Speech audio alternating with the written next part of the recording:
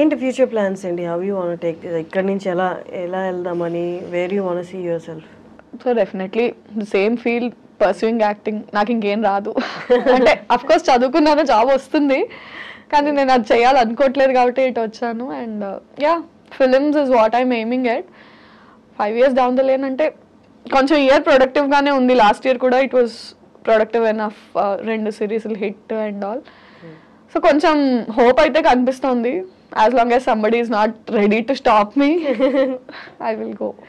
Okay, మా అమ్మాయిలకి మేజర్గా వచ్చే క్వశ్చన్, ఈవెన్ ఐఎమ్ ఫేసింగ్, అందుకే ఈ క్వశ్చన్ అడుగుతున్నాను. ఎవరు ఎక్సెప్షనల్ కాదు కాబట్టి. పెళ్ళి ఎప్పుడు? తొందరే ఉంది, చేసుకుందాం. ఎప్పుడొకప్పుడు తప్పదు. కానీ ఇంట్లో ప్రెషర్ లేదా?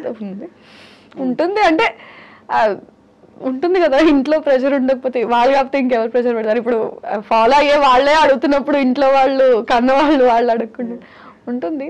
చేద్దాం అంటే ఈవెన్చువలీ జరగాల్సిందే. ఎన్నో రోజులు మనం కూడా దాటేయలేము, జరుగుతుంది. కానీ ఈ ఇండస్ట్రీలో ఉన్నారంటే చాలా మంది అనుకుంటారు, పొద్దున్న లేస్తే ఈవినింగ్ పడుకునే వరకు ఫోన్ నిండా ప్రపోజల్స్ అని అనుకుంటారు. కానీ it's completely opposite actually. But అంటే వాట్ ఈస్ యువర్ ఒపీనియన్? మీకు అంటే ప్రపోజల్స్ అంటే what do you consider as proposal? I love you is not a proposal. You see my content and say I love your content, I'm ready to marry. That's not a proposal. I mean that's not how you choose a person you want to stay with. Just because so and so person saw my content and said I like your content, I'm going to marry you. I don't know. దాన్ని మనం proposal లా consider చేయలేము కదా. చాలా aspects ఉంటాయి. But serious proposals ఇండస్ట్రీకి వచ్చాక ఉంటాయి. I mean అంటే అది కన్సిడర్ చేసే అంత పెద్దవి కాదు, ఇగ్నోర్ చేసే అంత చిన్నవి కాదు. బట్ మనకి ప్రపోజల్స్ కన్నా అరే కొంచెం ఆపర్చునిటీస్ ఏమైనా ఇప్పించవా, ఇవి నేను చూసుకుంటానులే, నాకు అది కావాలి, don't help me with this but help me with that. అంటే నీకు నేను కావాలని ఇది అడుగుతున్నా, నాకు అది కావాలి. సో కెరియర్లో ఆపర్చునిటీస్ ఏమైనా ఉంటే ఇప్పించు అన్నట్టు. బట్ ఇక్కడ ఉన్నప్పుడు పర్సనల్ లైఫ్, రిలేషన్షిప్స్ అనేది కొంచెం ఇబ్బందిగా ఉంటాయి కదా. ఇప్పుడు ఎక్కడ లేచి పరిగెట్టాలి, ఎక్కడికి వెళ్ళాలి, ఏం చేయాలి, నెక్స్ట్ ఏంటనేది ప్రెషర్ ఎక్కువ ఉంటుంది. వాళ్ళకి అంత టైం ఇవ్వలేము. ఇక్కడ ఉన్న ఫీల్డ్లో ఉన్న వాళ్ళకి రిలేషన్షిప్ మెయింటైనింగ్ చాలా కష్టం అవుతుంది. ఇప్పుడు అదే అంటారు కదా, అంటే ఇంకోళ్ళకైతే నువ్వు తీసుకొచ్చి ఎక్స్ప్లెయిన్ చేసి you have to make them understand my field is this. నువ్వు చెప్పడంలోనే నీకు సగం టైం అయిపోతుంది. I mean some days or years into marriage, it will take time for you to explain them that okay na field inta idi how ante danike time ichukuntava deenike time ichukuntava.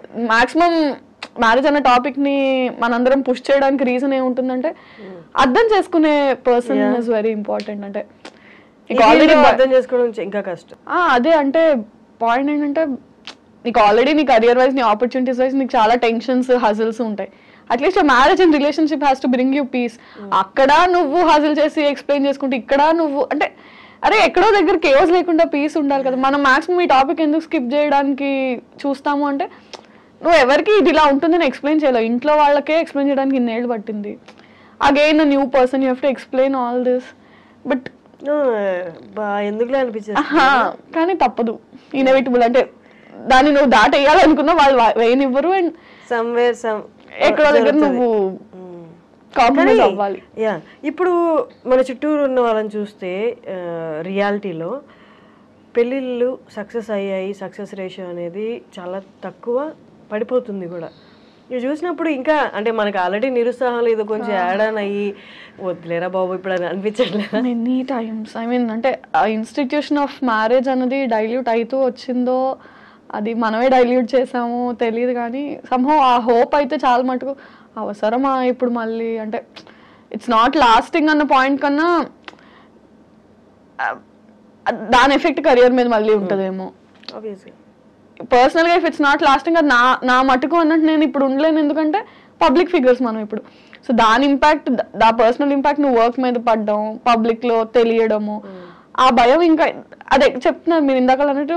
Don't we have to be extra conscious అంటే we have to be extra conscious. మామూలుగా choosing a person and marrying a person wear.